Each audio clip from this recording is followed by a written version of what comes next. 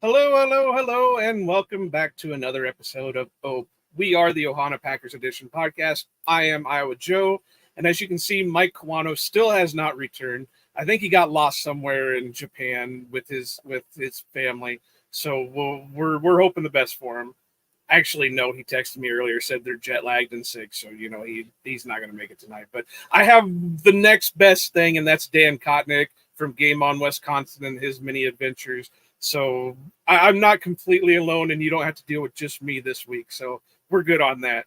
Dan, we just had a nice conversation before we started recording about both our favorite thing in the world, Star Wars. So I don't know how we can top that with this week's draft preview, but I guess we got to give it a go, huh?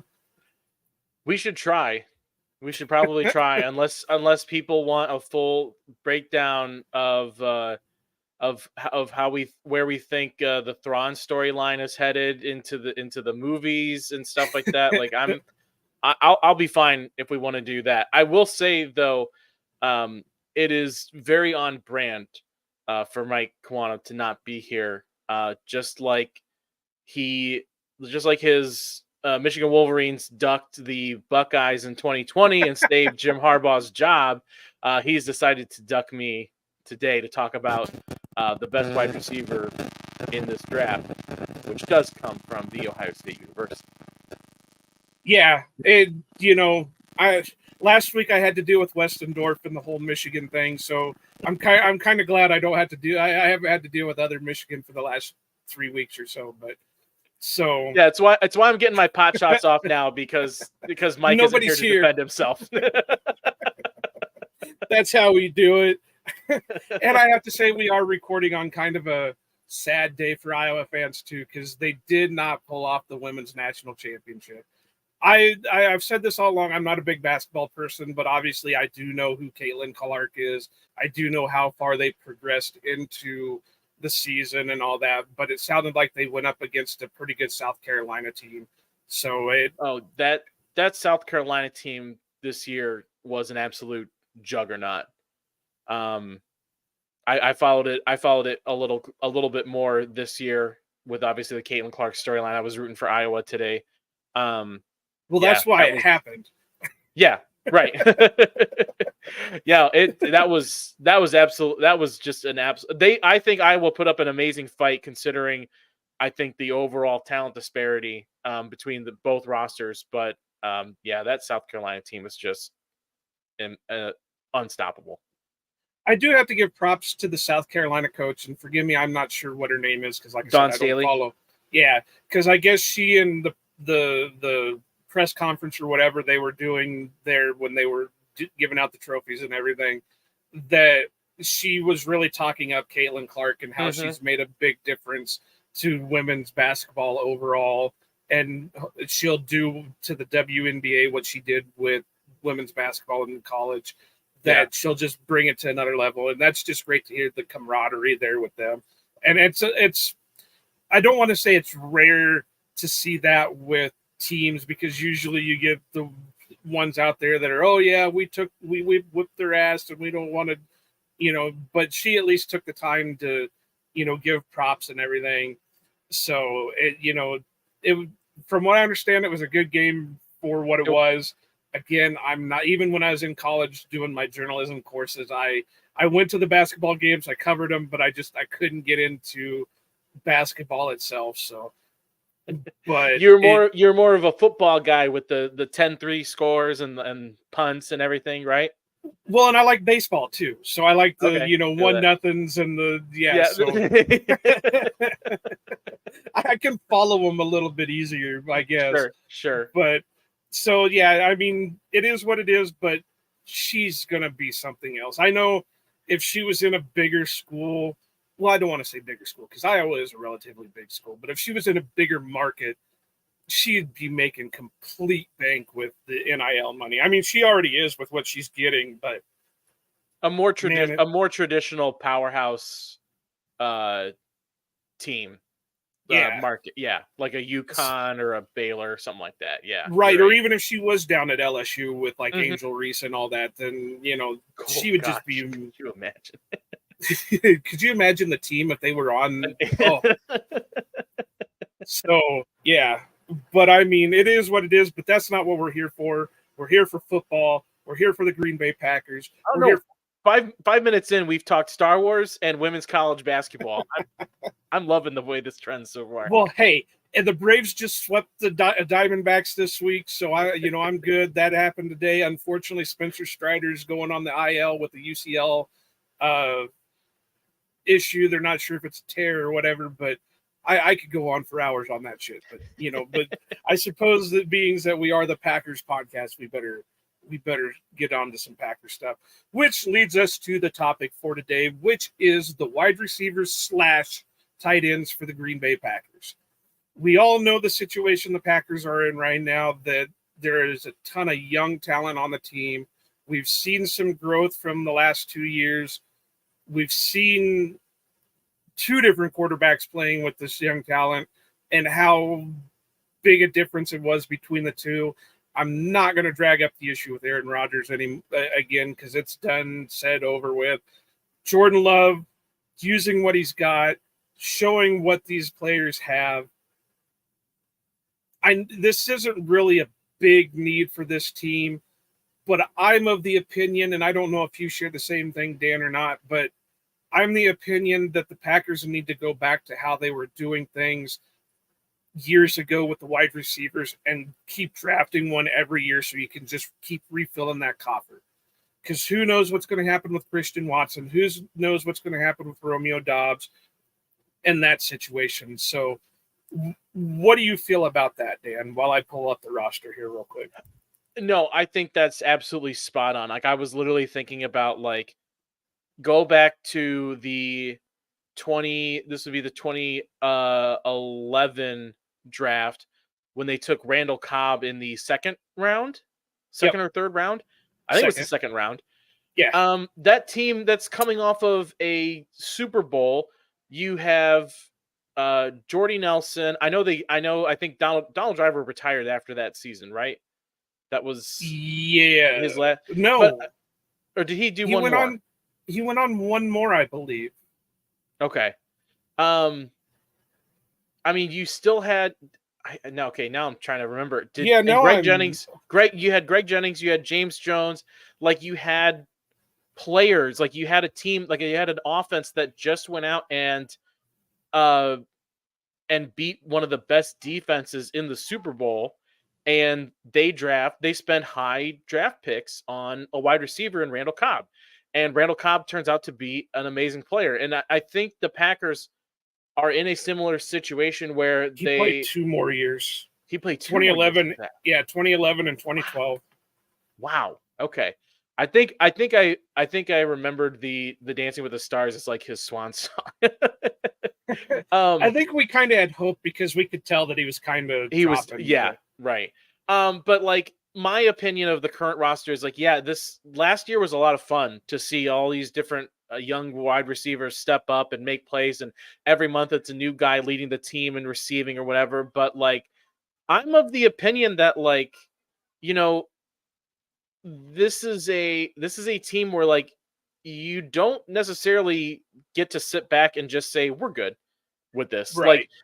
Like pretty much everybody on that offense, like, is kind of replaceable.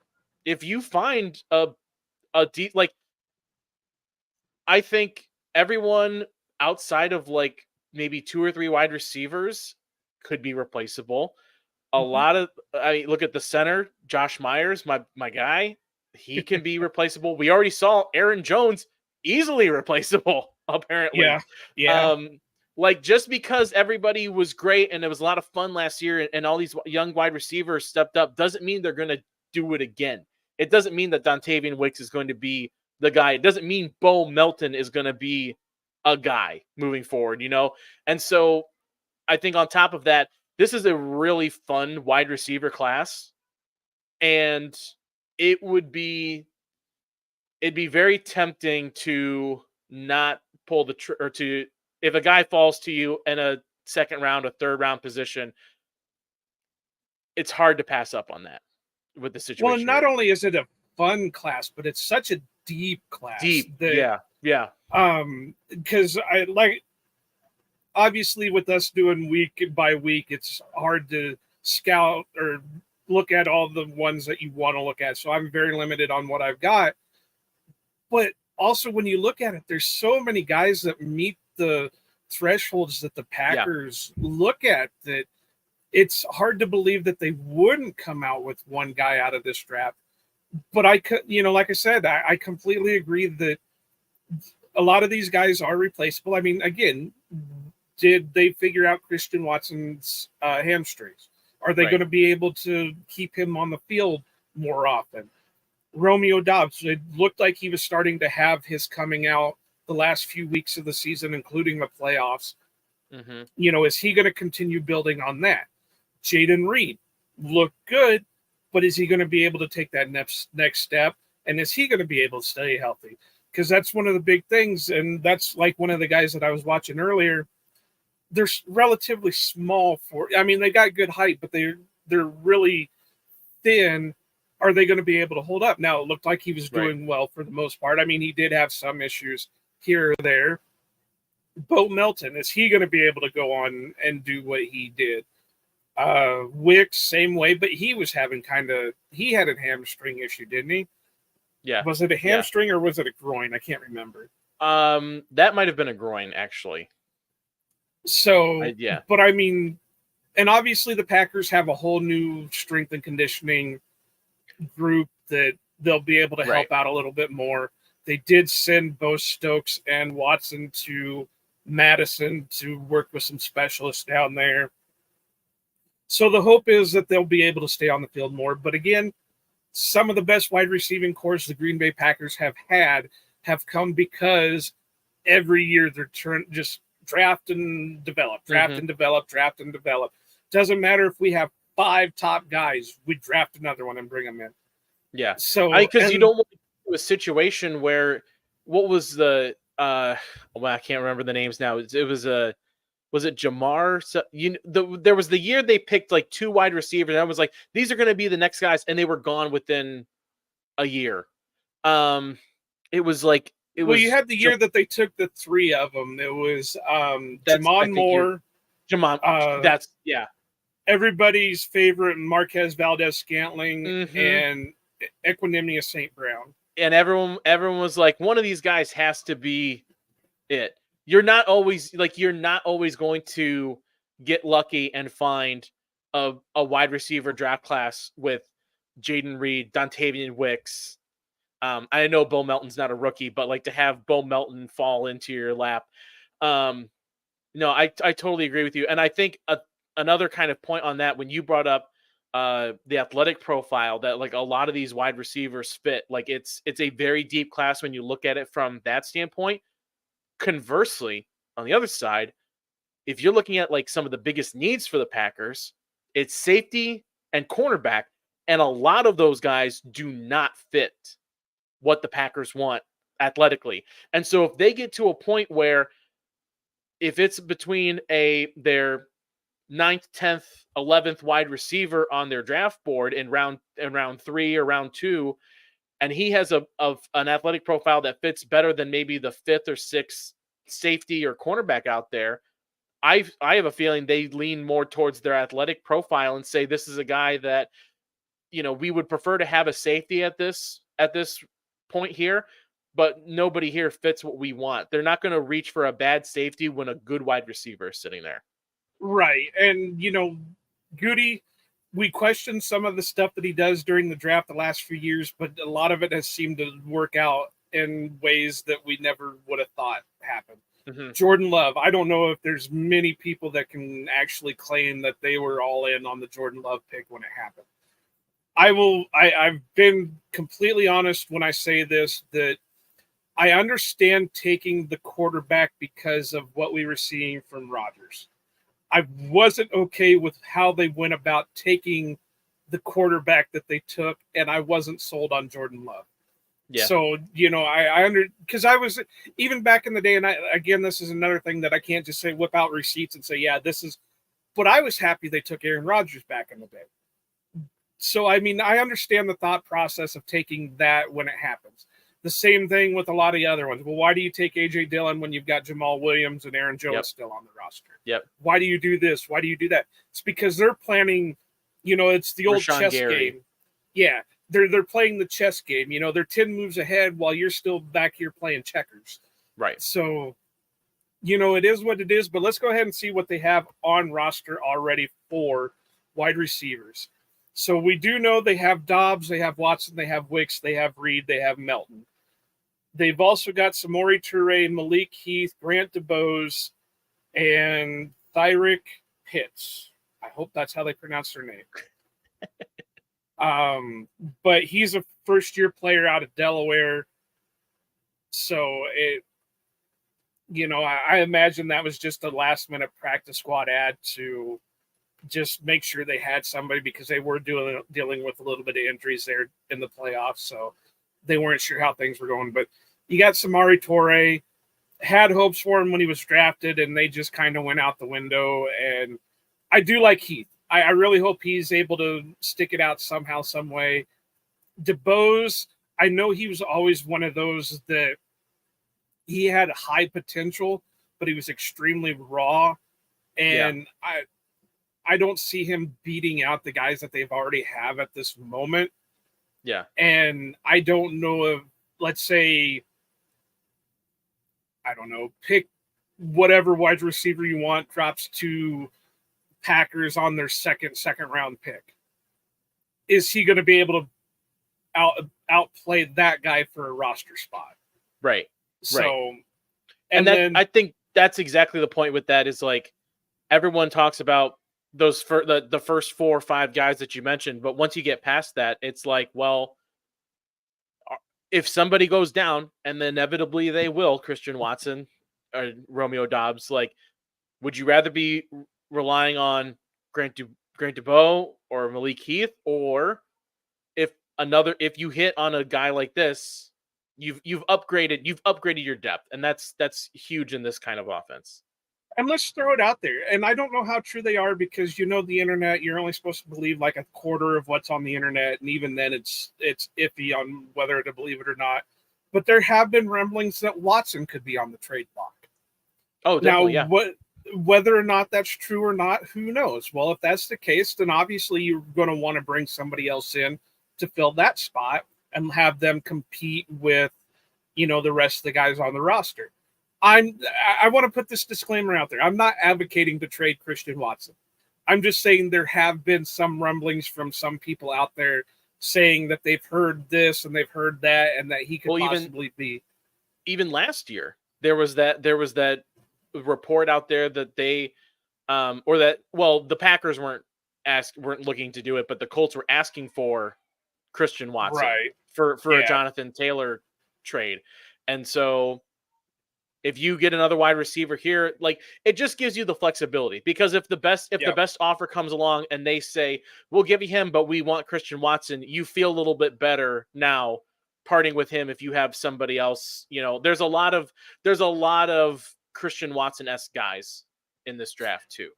And let's face it, we don't know what the defense is going to do this year. So if we can score 1 million points in a game, right, and not have to put the pressure on the defense then while they're still learning the system, then it's better to have more playmakers on offense and let your defense figure itself out.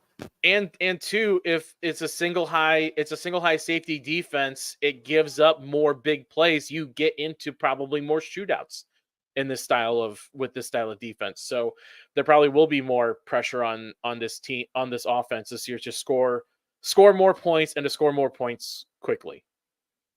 And like I said earlier, this is a slash episode, so it's wide receiver / tight end. So we might as well throw out what's on the roster currently for tight ends. Mm-hmm. We know the 2 big guys, Tucker Kraft and Luke Musgrave. We know they're not going anywhere. Right. Then you've got Ben Sims, who I kind of like as a player. He's looking at 3rd tight end. And then you got the bane of my existence, Tyler Davis, and then Joel Wilson out of Central Michigan, which again probably is a practice squad guy that is just hanging around through camp and whatever. Yeah. I am completely shocked they decided to re-sign Tyler Davis. I know they keep saying it's for the special teams. I don't think he gives you any better special teams than what anybody else does. So I'm not sold on him. I think we're pretty much set at the top three tight ends, unless somebody again falls. If Bauer out of Georgia somehow tumbles all the way down to 41, do you not say, okay, we're gonna go for it? Right. No, I completely agree. I think when I was looking at where the Packers kind of tight end room fits, I think if you're looking anywhere, you're looking away from guys like Luke Musgrave and a little you're looking a little closer to Tucker Kraft, but like I still think you're not even looking for that. I think you're looking for a Josiah DeGuara type, but actually somebody who could stay Who on the could do field their and job? play Yeah. and do their job. But you're looking more for like that kind of like hybrid H-back style tight end, a guy that can kind of like fit into any package. And if you need him to catch one or two balls, he can do it, but he's closer to a fullback than he is a tight end. Or you could go the other way and say you could be looking for another Mercedes Lewis who kind of does the same thing where he's going to go out there and be basically your sixth lineman. And if he has to catch a pass or two, he's going to be able to do it. So either way, I think that works. And then play special teams, of course. Once you get past the top two guys, they're basically going to be special teams players. Yeah. Again, I'm kind of big on Ben Sims just because I liked what I saw out of him last year pre-draft. And to get him as an undrafted and for him to step up kind of the way he did as that third tight end, and then kind of sub second tight end when Musgrave went down with the lacerated kidney. So, I think, like I said, we're set there, but it doesn't stop them from if somebody they like falls to them. Obviously, if Bauer falls down to, the second, 41 or 58 or whatever one it is, then we know there's some kind of issue outside of his play on the field. So chances are he's not a Packer anyway. My mouth is watering at the idea of running a 3 tight end set with Luke Musgrave, Tucker Kraft, and Rob Bell. Okay, so I got to go into anecdote for this. Okay. So back in the day, I was a moderator on a sports forum. It was called Pro Sports Daily. They just shut down a couple years ago, but every once in a while we would have this one random guy come into the Packers forum, and he put out there the Gravedigger play. And what it was is he had, at the time, it was whatever tight ends were on the team, and then B.J. Raji as the fullback, and, kind of like that.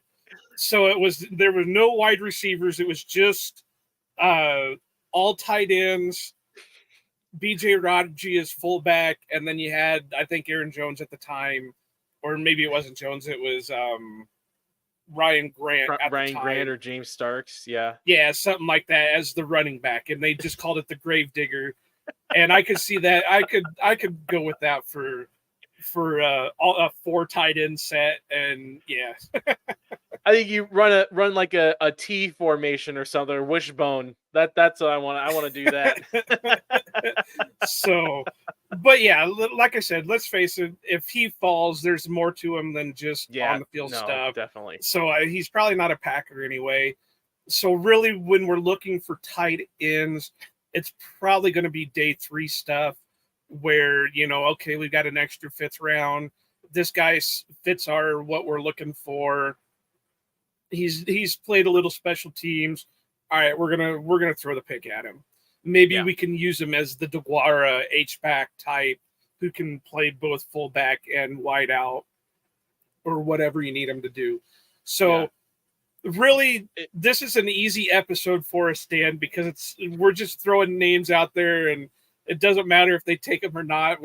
Because it's not as huge of need as, like you said, a safety or a linebacker or in that realm. So, right. It's funny, before we get further into this, I was scrolling through my notes, and I kind of I tried to break out like category, like looking at everybody in like categories of like, they kind of fit this profile. This is here.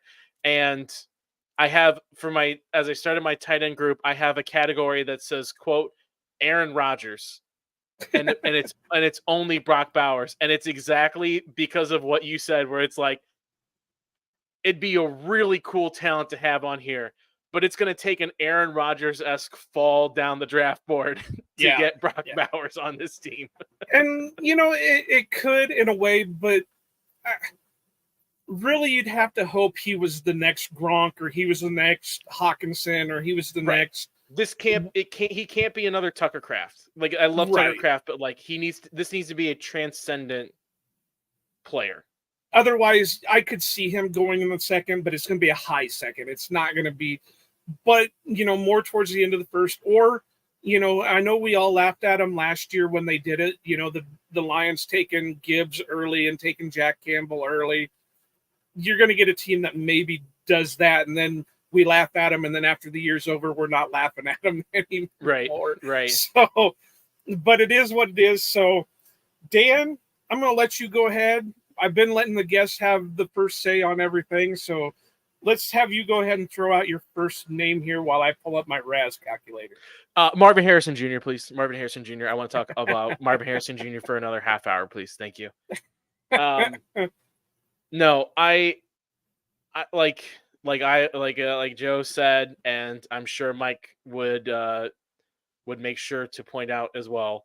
I am a diehard Ohio State fan. And I've been really lucky to see some really great wide receiver talent come through. Really since I mean, you can go back to like kind of the start of the Urban Meyer era. Like, there have been a lot of really great wide receiver talent that's come through, and there's still talent there. Like, it's just a pipeline.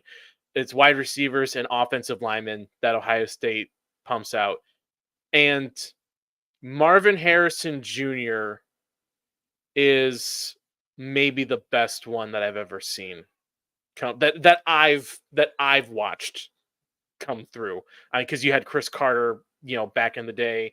That's a Hall of Fame guy. But I think that's the level Marvin Harrison Jr. can be.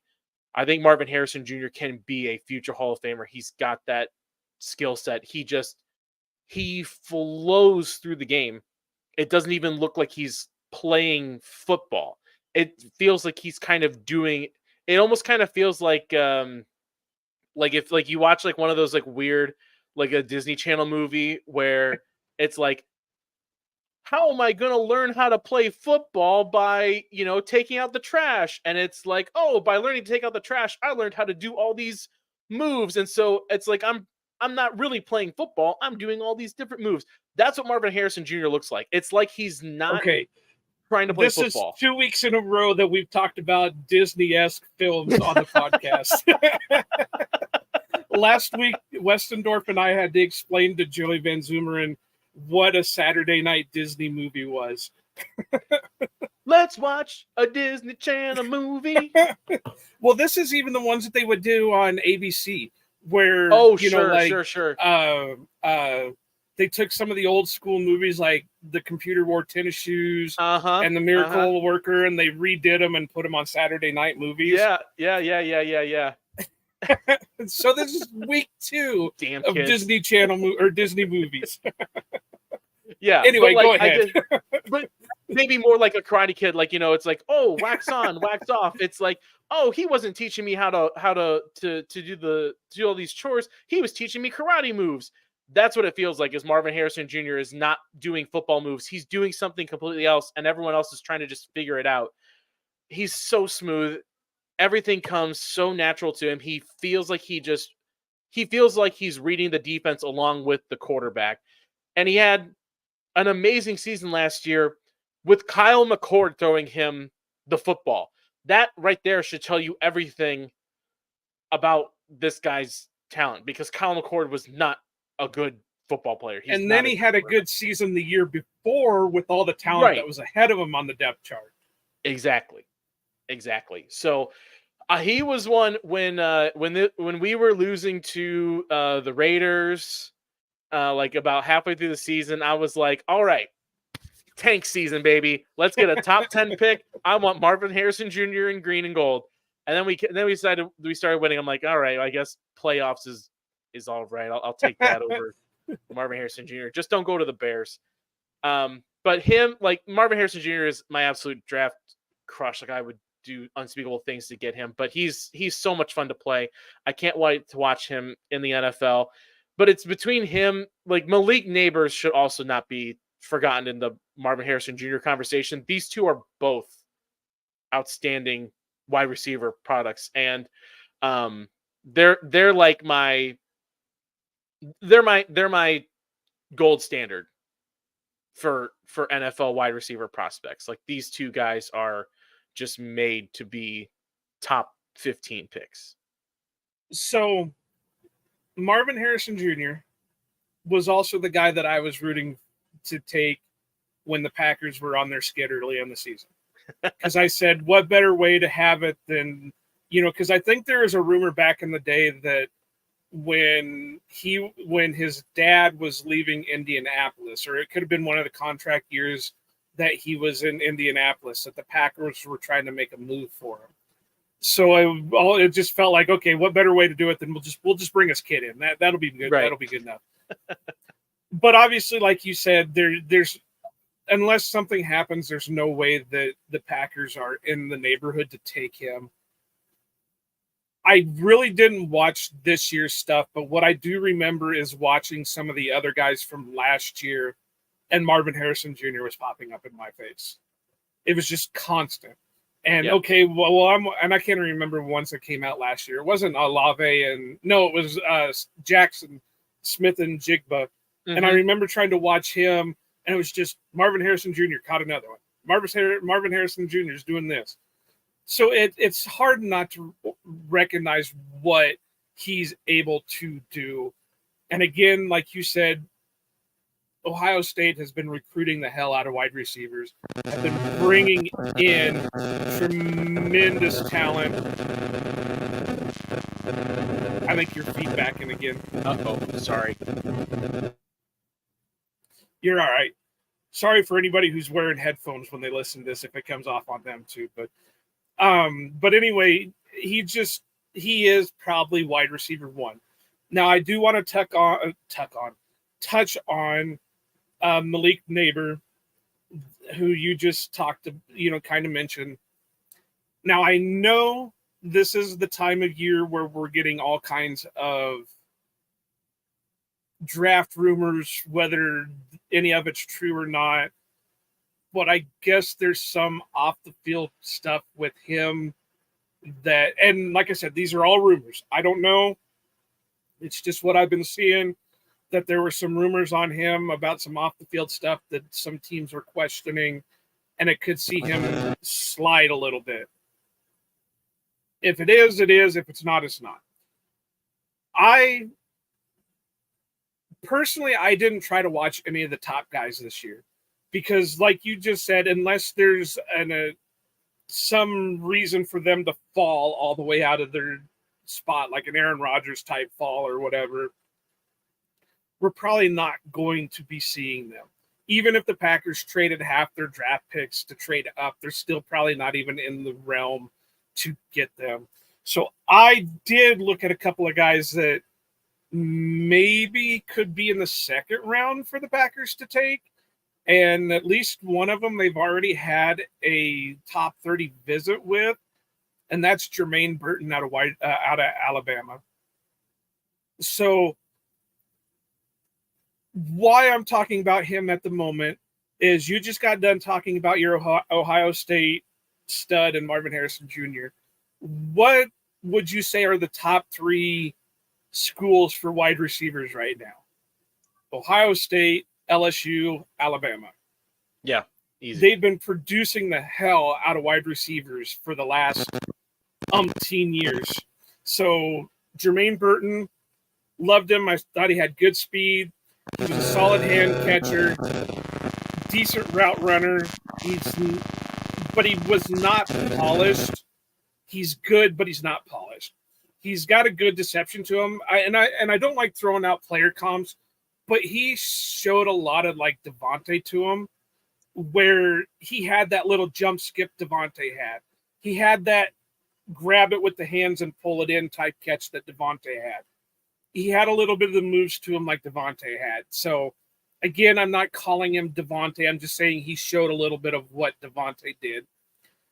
He was a willing blocker, which obviously the Packers just absolutely love their blocking wide receivers. He was an average size for wide receiver. Let me see if I can pull it up here real quick. I think it's like 6 foot, 190 pounds. Yeah, 196 pounds. Yeah.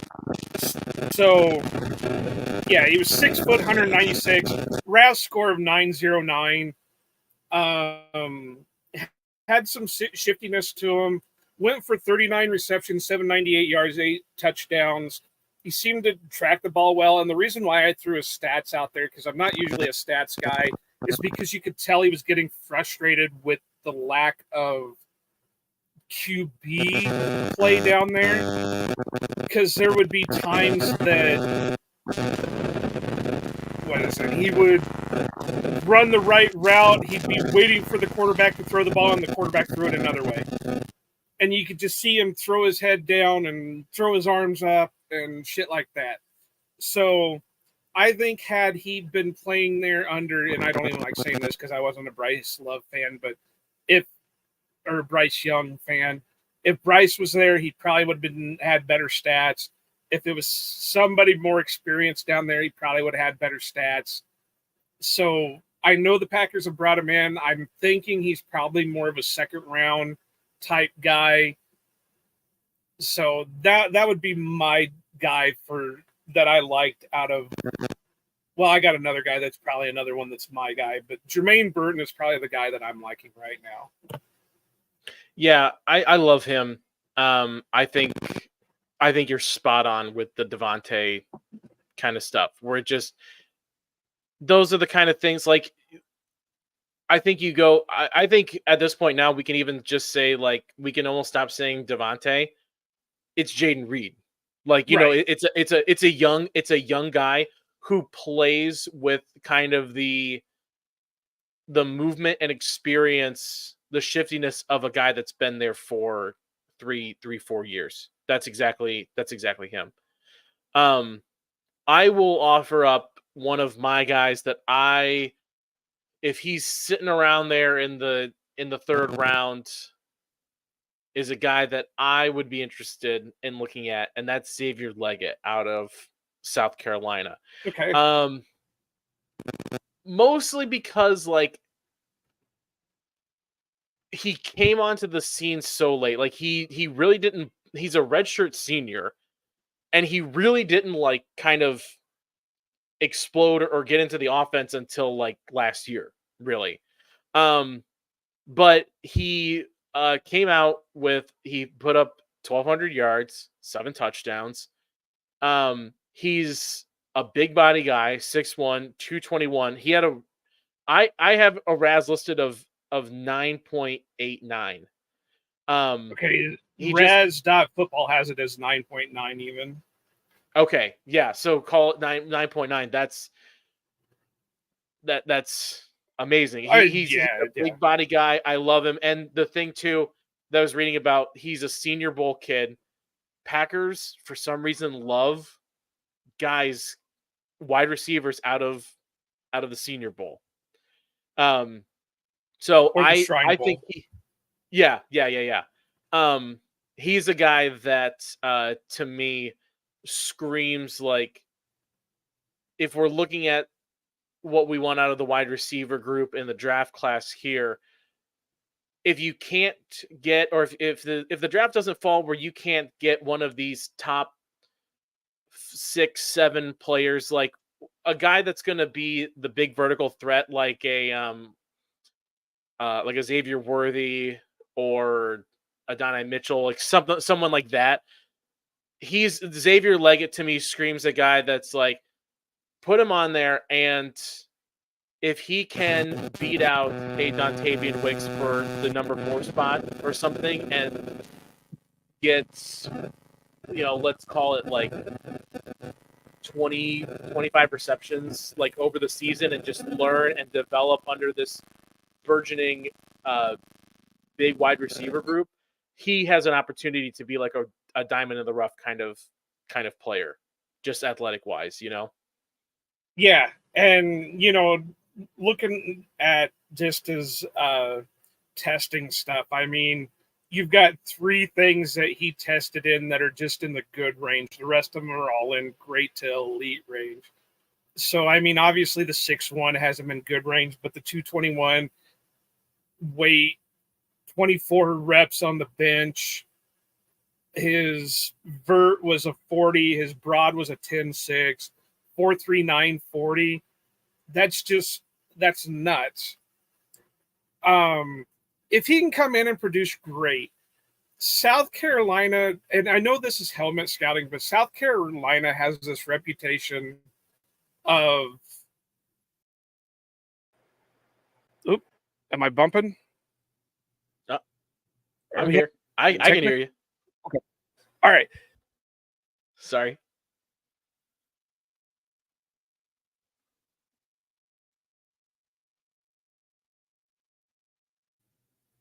All right. Sorry, folks. We're having all kinds of technical difficulties going on. We're going to blame Mike. Yeah. It's all Mike's fault. Leave me on my own, all alone. Kind of helmet scouting. South Carolina produces a lot of good talent while they're in school, but there's some reason they don't match over into the NFL. Again, it's helmet scouting. It is what it is, but kind of like I've said and I've given you kind of a hard time with the Ohio State quarterbacks. Mm-hmm. Until you get one that shows you. And now CJ Stroud has really stepped up. So maybe that's the one that breaks it. So maybe Leggett will be the guy that breaks that stigma for him. So, athletic-wise, great. Production-wise, we'll see what happens when he gets drafted and see what goes on with that. Who do I want to talk about now? Let's see. You know what? I've got 2 guys that probably fit a similar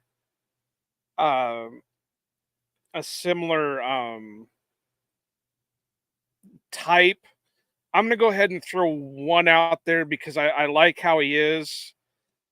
And as soon as I pull up his res, I should have had all this stuff figured out before, but you mean Mike should have had all this pulled yeah, up? Mike should have had it figured out while I got to sit down and watch WrestleMania, damn it.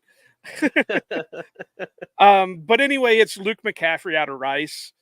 Obviously he's got the pedigree there. He's Ed McCaffrey's kid. He's Christian's brother. He's Max's brother, all that stuff. But what I like about him is he's a convert. He started out at Nebraska as a quarterback, and he was recruited as a quarterback, and then he made the transition to wide receiver, transferred to Rice. He's got a high RAS score. He's according to RAS.football, it's a 9.44. He's got about average size for a wide receiver, 6'1", 198. His speed looks pretty good. According to this, his 40 is a 4.46, and you can see it on the field. I thought he had solid routes for being at Rice. I mean, Rice obviously isn't a power school, so they're not going to produce a ton of people. But for what he was asked for, he ran them fairly well. He looked like he could get a little quicker out of his breaks. It looked like he was a little slow when he was making the turn on some of his routes. Of course, he's got the occasional concentration drop, but it looked like he had good running vision. He was able to weave through the junk. I really liked what I saw out of him. Again, his RAS is high. Smaller school guy. He's probably going to go day 3. Mm-hmm. But, and I'm going to offend a lot of people here. If he was if he was at Wisconsin and he had the Watt last name, Badger fans would be all over this guy. I think you're spot on, Joe. But and I think a lot of people are going to make the mistake to look at him as just another McCaffrey, and I Right. don't think you can do that because it is a different position than what Christian plays. Obviously he's going to have a lot of input from his dad because his dad was a wide receiver in the league for the long time. And of course, his older brother Max played for the Green Bay Packers for just a couple of, I think he spent a training camp and then he was on the practice squad for a year. But, there's obvious talent there, there's obvious ability there. Again, we're not looking for the next number one at this time unless it happens to fall into our laps. So this is another guy that could come in and maybe do better than your bottom, do like Dontavian Wicks did last year. Came in as a 5th round pick and really outdid what everybody else on the roster kind of did. Exactly. And I think when you start talking about guys here in the day 3 kind of stuff, you're more willing to take flyers on something like he's a McCaffrey. Like, let's just see. Yeah. Let's see if the bloodline is is as strong as it's been. I mean, look at how many guys in the NFL, brothers, sons, like I was of the opinion when he first got drafted, I was like, there's no way TJ Watt is going to be JJ Watt. Like, it just does, like, it doesn't work like that, guys. And I said that as an Ohio State fan, just having watched Nick and Joey Bosa do exactly what TJ and JJ Watt were about to do on a smaller scale in the NFL, of course. But I'm not, if he was available on a day 3 pick, I'm not going to make that same mistake of underestimating him just because, calling him like Christian Watson's brother or something, McCaffrey. Oh, yeah, McCaffrey, sorry. Yeah. No, Christian Watson's brother plays in the XFL or UFL. Yeah, that's right. But yeah, he's a guy that I would be very, very happy to just take a day 3 flyer and say, let's roll the dice and see if we can find, we can find a little bit of the McCaffrey magic. And he turns into something. And I think he has some return ability too, so that that's another thing that you could do for him is bring him in as because you exactly obviously right. your number one kick returner is going to be Keyshawn Nixon. That's obvious. I mean, they didn't pay him all that money for nothing. He's going to be a slot corner. He's going to be the kick returner. But when it comes to punt returner, they were throwing Jaden Reed out there. Well, if Jaden Reed's looking like our number one receiver, you're not going to want him to continue to take punts back there. So if you can get a guy that can fill in that role and still produce back there, why the hell not? And I have been on the record saying this too. And this is not a dig at Keyshawn Nixon. I love Nixon. And I think he's been a huge breath of fresh air on the special teams side, if nothing else. However, the game is changing on special teams. Kickoffs are changing. And I'm not saying that Keyshawn Nixon cannot transition and be as productive in this new kickoff setting. But this isn't go straight forward and find a seam and you're off anymore for kickoffs. This is definitely a little bit more of a running back style of play. Like you have to read where your blocks are going. You have to read it more as a running back going through an offensive line rather than, like I said, like you find the seam and break it open. And so, like, when I was I helped out the Pack a Day podcast doing theirs, and I picked out Coleman Benson, Trey Benson from Florida State as a second round pick. And my thought was, even if he can't go out and break into the starting lineup as a running back, he could be a guy that has that backfield sort of vision a little bit more. And you're exactly right. Like, it doesn't hurt you to go find somebody else that can either, at the very least, return punts, take that off of Jaden Reed, or like maybe things don't work out with Keyshawn Nixon in this new style of kickoff, and you need to find a more kind of like shifty running back style, and yeah, he could easily fit that profile. And it helps you in the long run that if, God forbid or Allah forbid or whatever your deity of choice is, um, Buddha, something happens to Keyshawn, then right? you're not scrambling to say, oh, okay, we got to throw this guy back there. It's the Who's flexibility. You don't have to throw Jaden Reed out there, right. right? So, Yep. and who knows? I honestly don't know what Rice's pro day, or if they're working on a pro day or whatever. Same kind of thing with Marvin Harrison Jr. There's no Raz for him right now, so I Right. don't know if they haven't done their pro day yet, or I don't they think just haven't. he didn't participate in his pro day. Okay, Yeah. so it's hard, and I keep saying this every week. I know we're all stuck on Raz, and Goody has said before that's not his thing, whatever. But it's kind of odd that they keep drafting all these guys that have high Raz scores every year. So there must be something to what they used to evaluate compared to what the Raz score is. Or I shouldn't even say Raz score, because that's a double. It's Raz number.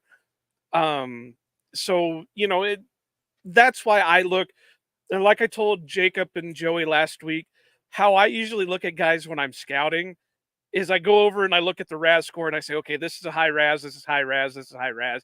I'm going to watch this guy, this guy, this guy, this guy, this guy. Yep. Every once in a while, I'll look at somebody who's not necessarily a high Raz, because you still got to look at guys that are later in the, that's going to fall. Or, even Jade Reed didn't have an elite Raz number. Yeah, right. And that's only because of his size.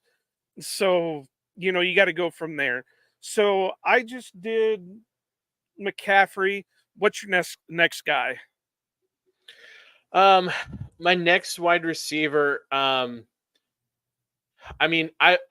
I'll throw this out because I think that it's more of a I fell in love with him at the combine, and it's Xavier Worthy.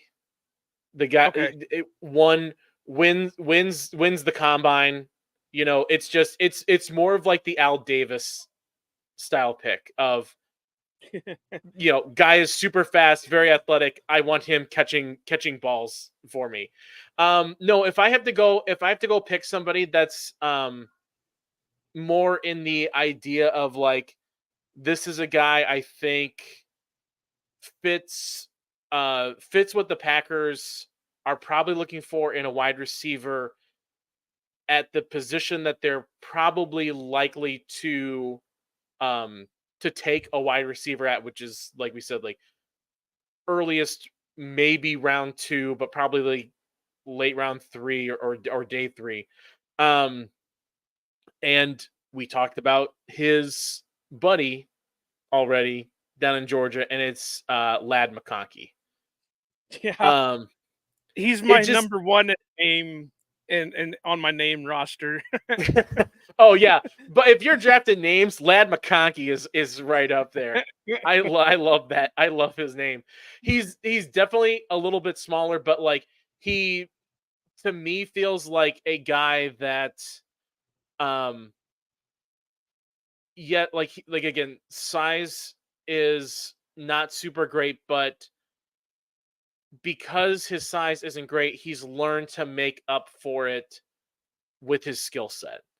Yeah. And he feels like a he feels like more of that Dobbs Wicks kind of role. Like, he's not going to beat anybody athletically, but if you put him into the right spot, he's going to be where you need him to be. Like, he always just seems to be at the right spot. He's always going to follow exactly. So he's a security blanket, And yeah, to me, he just again feels like maybe I'm falling into the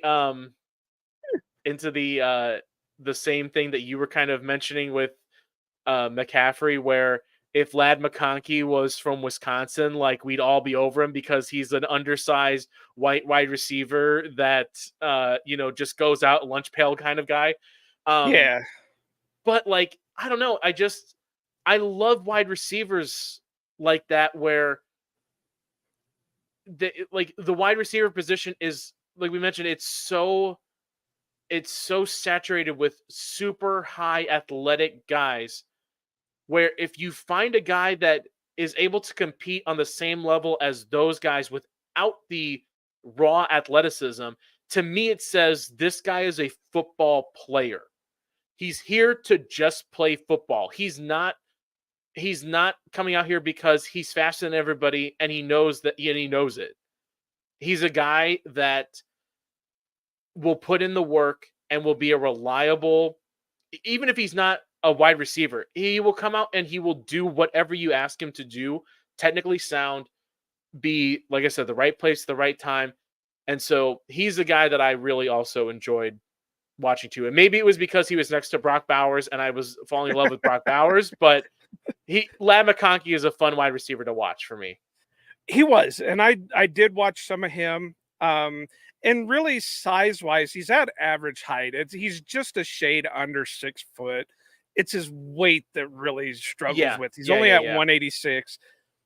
But, and I'm going to use a word that I was using a lot last week with a lot of the corners that we were talking about with Westendorf and Joey. He had dog in him. And that's DAWG, not DOG, a DAWG. Because I even have wrote down there that he's a decent blocker. For his size, he was laying a hell of a block on some of these guys, and he wasn't afraid to punch them. So, I mean, he's got that ability to him. He's got that fight to him. You know, if you really want to compare him, well, you can't really compare him because, honestly, he's a little bit, according to his RAS and his testing, he's a better Jaden Reed. You know, he's got a better 40 out of him. He's got a better 20, 10, shuttle, cone, vert, broad. He's got better than Jaden Reed out of him. So I'm all for it. I think this would be the guy that, and this was the one that I was talking about earlier with McCaffrey that I was like, okay, do I want to bring up this one? Do I want to bring up that one? Because they're similar in ways. McCaffrey's got a little bit more size to him, but they play similar. They do a lot of the similar things. And they're both athletic as hell. So, I mean, you can't go wrong with that. But the one that I'm going to bring up now is going to fit the mold of Lad. It's going to fit the mold of Jaden Reed. And I was just watching some of him today. So I'm not a firm grasp on him because I was just really quick trying to jam as much info in with him. And that's Jamari Thrash out of Louisville. And his issue is he's got a similar RAS as Jaden Reed. So while it's not elite because he's got a smaller size to him. But then when you start looking at some of the other scores that he did, he's got similar as what Jaden did. And then when you put on the tape, he plays similar to how Jaden Reed plays. Routes look good, fights for yards, weaves through traffic. He does have some drop issues, but I'm not sure if it's because of quarterback play. I was really just watching year-old tape was getting frustrated with the quarterback. I could understand if he was getting frustrated with the quarterback because it got to be looking like old school Brett Favre, where he would just close off half the field and only focus in on like 3 wide receivers, where Jamari was lined up over here. The quarterback was only watching over here, and it got him in trouble a lot of times. But, you know, like I said, I don't know if I would want to take another Jaden Reed because we've got one on the team, and you can't really build your wide receiver room out of nothing but pure Jaden Reed, 5'10", 5'11", 190-pound wide receivers. You've Right. got to have a mixture there. But between between McCaffrey and Thrash, I would take one of them. I'd take one of them in a heartbeat. Yeah. No, I think exactly right, because I think it's again, I think if you were asking me right now on this team, if I gave you the option of, let's say Christian Watson, Romeo Dobbs aside, veterans locks. If you say your next guys are Jaden Reed and Dontavian Wicks, or it's Jaden Reed and Jaden Reed light, I'll take Jaden Reed light. Yeah, You know, most likely. because, and not to say that there's no place for Wicks or anything, but like if you could give me somebody in that realm of Jaden Reed more than a Dontavian Wicks, I lean more towards Jaden Reed. You know? I think Jaden has more of the wow factor to him than what Dontavian does. Dontavian obviously is going to be your route runner, and he's going to Right. get open more that way. So yeah, if you're going to want more of the wow factor, you're going to take multiple Jaden Reeds and maybe have a Dontavian on the side to do Yeah. the blue collar work as The it was dirty called. work, right? Exactly. The Yeah. 3-4 yard catch for the first down that you absolutely have to have. So, but yeah, all right, Dan. You got anybody else you want to talk about?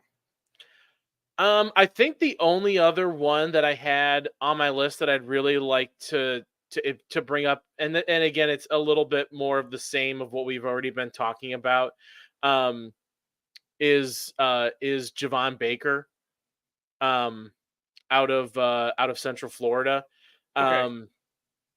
and it's funny that we're kind of like putting this up against what might have sounded like a slam against Dontavian Wicks, because Baker feels a little bit more in that Dontavian Wicks kind of role. But again, like I'm not saying I don't want a Dontavian Wicks on my team. I just, if you know, I think I've made my point on that. He fits all the size thresholds. He just has he's a guy that played at smaller school. Stats kind of get overlooked. You wonder how it translates. He's a guy that just has a ton of potential, and I think if we want to talk about it in terms of that, he fits that Dontavian Wicks mold of excels at a smaller school. Does it translate into the NFL? Yes or no? Dontavian Wicks, it was yes. He kind of fits that same mold of the athletic ability is there, the production is there. How much of that was because it was a small school, or the competition? Can he do it here? Give him a chance. Let's see what he can do. So Javon Baker was the only other guy I kind of had on my list. Yeah, and I couldn't tell you much about him. I would probably defer to Sarah Kelleher on anything to do Sure. with UCF. So if she says he's good, I'll be good with it. Yeah. Hit us up, Sarah. Let us know. Unfortunately, she only does one show for draft stuff, and we've Yeah. already had that show early on in in our draft preview. So I can't bug her anymore about draft stuff. But yeah, and I completely feel you. And like we said earlier, this draft is going to be so deep with wide receivers. You could pluck one from anywhere in any round, and they're probably going to produce for you at some point. Yeah. I mean, I've got a couple others to talk about, but one of them is not really great things to talk about. And as much as I like controversy, I'm not, and that's Adonai Mitchell out of Texas, who you kind of mentioned earlier. Yeah. Uh, obviously he has the athleticism, but Yeah. it doesn't show on the field as much. And the one thing that I said about him and I don't know if I'm using the term right. I just remember it was mentioned about Jordy Nelson when he was going through the draft process. He was a long strider. He had Yeah. tremendous speed, but he was a long strider, and it looked like he was going slower than what it was. If he could cut back on his strides, his speed would go through amazingly. But other than that, then there's like Ricky Pearsall, who I thought was better last year than he was this year in a lot of the stuff that I watched. But, you know, I think we're pretty good on the wide receivers. Are there anybody? Well, and then there's Brian Thomas out of LSU. But like I said earlier, there's 3 schools you look for wide receivers from the last few Right. years: Alabama, Ohio State, and LSU. But since this is a slash episode and we haven't talked about any, are there any tight ends that you would like to bring up? I mean, I think I have to bring up Cade Stover because I think as the resident, I might be the only Ohio State Packer fan on Twitter that I know. There might be one other one that hangs around, but I'm very much hated on Saturdays, more so than most other days, by the Packer community on social media. And so I'm probably most familiar with Cade Stover than anybody else. And so as a Packer Buckeye, I'm putting this out there to Brian Gutekunst. If Cade Stover is available at any point in the draft, take his name off of your board and put it into the garbage can. Because Cade Stover is not an NFL tight end. And look, I loved him playing for Ohio State. He's the prototypical guy from there. There is a proud tradition at Ohio State of not just choking in big games, but also finding predominantly white football players that played one position and turning them into some kind of weapon at a different one. Yeah, he was a defensive end, wasn't he? He was a defensive end for most of his career, and then he switches over to tight end. And he did pretty good from a college standpoint. He did all right, but like he's not a run blocker at all. And I think his athleticism, it fits more of like a flag football, like backyard football kind of style. You know what I mean? Like, and I know that sounds bad, but like he doesn't play football like you need someone to play football in the NFL. You know, like you need somebody that is doing things right. He kind of goes out, and when he makes plays, it's a little bit more, it feels like a little bit more backyardy kind of football. Like, oh, we ran Marvin Harrison Jr. up and turn at the car and go that way. And like, oh, Cade Stover showed up in the middle. He's just not a polished football player. Football, I don't even think was his first sport coming out of college. Like, I think he was a basketball star more than he was a football guy. Yeah, he's just not he could very easily be like a grinded out special teams guy if you want to throw him out there. I don't know how he translates into that, but like you can't have him play tight end if you're a serious football team. He fits more of a UFL type tight end profile. You know, the funny thing about it though is he's got a 8.22 RAS. I know. And I know. everything screams he should be an NFL tight end. I'm promising you he's not. Okay. So I'm going to throw a name out there, and I don't know if you remember him or not. So you got to tell me though, if you remember him, is he better or worse than Jake Stoneburner? Okay. Oh gosh. No, I definitely remember.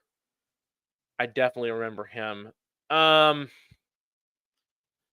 shoot, I'm trying to like really think back to what I think Jake. They're pretty close, but I think Jake seemed to play, if I'm kind of remembering right, Jake seemed to play a little bit more like as a real tight end. Jake was more of the wide receiver. He was more of a bigger wide Yeah, receiver. yeah, like Cade Stover just like a he doesn't really fit into one. Like he's not a blocking tight end, and he's not like really a big threat in the passing game. Like he doesn't do anything kind of like excelling, and so yeah, like Jake fit more of that pure wide receiver kind of tight end. Um, so yeah, I think if you put them up against each other, you probably go him. It's just I'm sorry, Cade. I don't mean this like in a bad like I loved watching you at Ohio State. He always seemed to be, in a position to make a play whenever he was called upon. He was pretty reliable, like he doesn't miss a lot. But I think a little bit more of that was he's like the third option after Malik Harrison, Jesus. Marvin Harrison Jr. and Emeka Ibuka, and everyone kind of focuses on that, and you kind of forget about forget about Cade Stover. Well, and here's to throw salt on the wound. His RAS score or his RAS number as a defensive end is better than what it is as a tight end. So he was an That doesn't surprise me. 8.22 as a tight end. He's an Eh. 8.62 as a defensive end. So, now I'll just kind of piggyback on that because I know a lot of people ask me about Eric All, and I'm going to give everybody the same answer that I give everything else. I don't know. Eric All Mhm. spent maybe a season with the Hawkeyes, and it was a partial season because he ended up tearing his ACL. So he Yeah. spent more time in Michigan than he did at Iowa. He did seem like more of a blocking tight end than the receiving type. But then again, we had Cade McNamara, but Iowa's offense was just shit. So even if he had the ability, it wasn't going to be shown because we didn't have anybody calling the plays worth a damn for the Hawkeyes to put a spotlight on Eric All, which kind of makes me surprised that he decided to come out this year instead of taking that extra year and going back like Cade did. But uh so yeah, I did look at some tight ends. They're not appealing per se because it is kind of a weak draft Yeah. for tight ends. Uh, to go on your South Carolina one, wide receiver, they did have Trey Knox. It's got a high RAS. They used him as an H back, but my note on him is he's not an H back. He was missing blocks. He was, you know, but he could catch and he was athletic. Um, Yeah. uh, I will then say there. one guy that I really fell in love with watching stuff and doing some research Can I into the take a tight end guess? group. Can I take a Go guess for who it. it is? Go for it. Ben Sinnott from Kansas State. No, actually, Oh, no, it was, damn. but I do, no, I do like him as a guy. I A guy that's a little bit more like I'm talking like down down the board. Like this is a day like guy like you take him and you hope he turns like diamond in the rough kind of guy is Tip Riemann Raymond. Yeah, Raymond out of from Illinois. yeah. RAS score off the chart for a tight end like him. He should not have the athletic ability that he does, and he like I said, like when I looked at the tight end group, and I'm like, what would I want to add to a tight end group that has Musgrave and Kraft? I want more of that Josiah DeGuara type, that H back sort of type, and Right. to me, that's what he kind of feels. It's like if you're gonna find somebody to play that H back role, find somebody that has the athleticism to do it at a higher level. And he seems like one of the better blocking tight ends in the group, and so that I like him a lot. Yeah, and I watched a little bit of him and I thought he was pretty good, but I just figure with the way this tight end class is going to fall that you'd have to reach for him to take him if you really him, and Yep, yep. it's going to be hard. So unless somebody falls that the Packers are just absolutely in love with, I think we're going to be stuck with Tyler friggin' Davis and any UDFA's that they decide to uh sign. Yeah. The only other one, like, there is Ben Sinnott or Sinnott or however they pronounce his name. He Yeah. looked amazing, but I think he's going to be probably tight end 2 behind Bauer out of Georgia. Yeah. But I did like Theo Johnson out of Penn State. He's got tremendous size. Over the moon for Washington out of Georgia last year. This guy is just huge. And I'm trying to grab his he had a 993 RAS. So this guy's athletic score is just amazing. But he's 6'6", 259. And he ran a 4.57 40. Yeah. Yeah. So I mean, love this that. guy, oh, you talk about your mouth is watering with Bauer, with Kraft and Musgrave. This guy would be amazing because who's going to block him? Right. Right. I mean, obviously, I watched some of them and I didn't see some of the things that I wish I could have saw out of him, like being, the dog pile on him and he's still pushing the pile. But, I didn't get to see that too much in the little bit that I did watch him, but 6'6", 259, and he ran a 4.57. That's not human. Not as a tight end. No, that's So now the one thing that kind of is weak, and I don't know how you can, how this compares, because some people just cannot bench for shit. He only put up 19 reps as on the bench. So it did knock his score down on that just a little bit, but man, that would just be. I called Washington last year. I said he looked like he was Sasquatch out there running down the field. This guy really would be Sasquatch running down the field. Yeah. Yeah. No, I agree. I agree with you on the bench thing too. It's like I want a guy, like I said, if I'm looking for a guy for HVAC role, I want he needs to be running with blocking with speed. Like that's what I'm looking for. Is I'm not looking for he's not a Mercedes Lewis that's going to line up on the Right? line and Yeah, block. yeah. To put him out there as a lead guy on like a sweep or a motion or something like that. Get him in space and then at that point, bench press goes out the window. Could you imagine 6'6", 259 as an H-back? That's not even fair. It should be illegal. Like, what? I mean, jeez, man, that's like a Madden create a player. I mean, 6'6", 259. Let me just Google. Let me just Google something really quick. Okay. 6'6", 259 is okay, sorry. I'm trying to do this on the fly. Okay, 6'6", 259. For comparison, DJ Burns, the guy for NC State that took the world by storm in the March Madness tournament this past year, is 6'9", 275. Like it's you're not too far off from getting to a guy that could possibly be like, he should be a power forward. Like he should be playing basketball for Penn State, not tight end.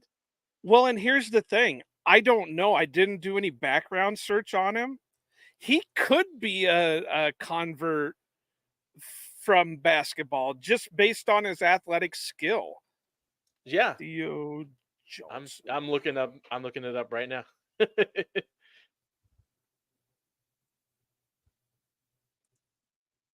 I didn't know this. He's Canadian. That's fun to learn. Then he probably is Sasquatch. Had an older brother that played basketball. I cannot imagine he doesn't have basketball in his past at some point. Well, let's look at the NFL.com profile, because sometimes they put that stuff in there. Yeah. Frame.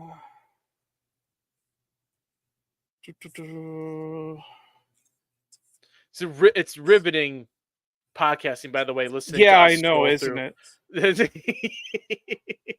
No, they don't have it listed, so maybe he's not. But I know, like, Mike Gesicki was a volleyball player before going into basketball. Or, Mhm. I mean, going into football. So it would not be outside the realm of Penn State looking at other sports to get a player for their team. Well, look at what they did with But Kate Stover. He was a basketball guy, and they molded him into the perfect tight end. yeah, yeah. God, I just I can't get over, and that was the lead note in my write up on him was unbelievable size. Yeah. So yeah, and then obviously, like, just to go out with a lot of the other ones, that he's got the ability to uh pass block or to block. He just needs to work on technique, but he's still probably trying to get used to being 6'6" and 259 pounds. Right. So and he's got great ability to for the contested catch and stuff like that. So Yeah. well, Dan, we've almost been here on for an hour and a half. So are there any last minute things that you want to put out there for this group and anything draft wise for the Green Bay Packers? This is your final say for OPE. Yeah, I think when it comes to these two groups, if I see the Packers take anybody from this group, from either group, I'm going to be very, very interested. Because if they take anyone from either of these groups, to me, it instantly says they see something that they really, really like. Whether it's an athletic profile, whether it's fits a specialty need, or he's a guy that fell down their board and they had to have him. If a wide receiver, especially if a tight end comes off the board, with everything that we just talked about here, but if either one comes off the board, to me it says they have a guy that they really like and they are excited about him, and that makes me excited. Because like any other position, a tackle, any offensive line, safety, cornerback, it's like, okay, they need these positions. We understand, like, okay, this is they found a guy that they want to have immediately playing in a role in 2-3 years. Anyone from these two groups says this could be a fun project. There could be something fun going on here. So if anyone comes off the board from these groups, I'm instantly intrigued. And if the Packers take Cade Stover, you're going to get his jersey, right? If they take Cade Stover, I plan on being at most of the draft because it is in Detroit. I'm just right down the road. If they take Cade Stover while I'm at the draft, I think I will jump in the Detroit River and swim to Canada and change my name, and you'll never hear from me again. Well, Dan, I really appreciate you coming on. Obviously, Heck we yeah. didn't have Mike on here, so it was hard to really blame him for any other of our technical difficulties, but we were able to power But through. we did it anyway. I know you got a lot of stuff going on. Do you want to tell the people what you've got going on right now and tell them where they can find you? Sure. Right now, the best place to find me is on the Pack a Day podcast. I'm doing the Friday episodes with Monty Moore and Camille Davis, and we are having an absolute blast over there on the Friday episodes. So make sure you can check us out over there. We're just now starting to really dive into our draft stuff on the Pack a Day stuff. So make sure you're checking out all of us there. And then as the season gets closer to started. Obviously, Game On Wisconsin and Lombardi's Bar on Wednesdays, 8:30 Eastern. Right now is the tentative schedule. There's going to be changes probably coming to Lombardi's Bar, but it's still going to be a core of me and Jimmy Christensen running things. But there could be some fun stuff on the horizon that we change up and do some different things. So the best way, obviously, is just to follow me on social media at DK all the way on Twitter. anything new that pops up or gets started, you can find it over there. Sounds great, and do give these guys a follow. Game On is a great place to go and hang out for a while and listen to these guys just have at each other. Unfortunately, Todd's not going to be there anymore, so you got a little less fighting going on. But Unfortunately. Oh, shoot. Gosh dang it. How are we going to survive? But like I said, Dan, it's always great to have you on. Look forward Always to great to be talking to you more, and hopefully we'll get Kawano on here again. And he might be found somewhere. I might have to put up wanted posters or whatever to locate him or something. But you can find the show on any of your favorite podcasts players, Spotify, Apple, probably some weird third-party one out of Asia that nobody's heard of yet. Or you can find us on the video version on YouTube. You can find the show at Ohana_Packers. You can find me at Iowa_Joe86. You can find Mike at Kawano Mike. You can please go to the website, ohanapackers.org. We've got you can find all the podcasts, all the videos. We've got articles up there for you. We've got some recipes up there for you. Hopefully we'll get some more things popping out on there. Also be sure to check out all the other things that are under the OPE network. The Mac and Cheese podcast, Ask a Cheesehead, all those other shows that are starting to pop up under OPE. We got a lot of fun things coming along, and you just got to buckle in and enjoy the ride while it goes. And please do leave us a like, subscribe, drop us a comment. If you want to argue about something, I always tell people this is an open challenge. If you feel like I've said something you don't like, you want to argue, just drop me a DM, and we'll schedule something to have a all out argument.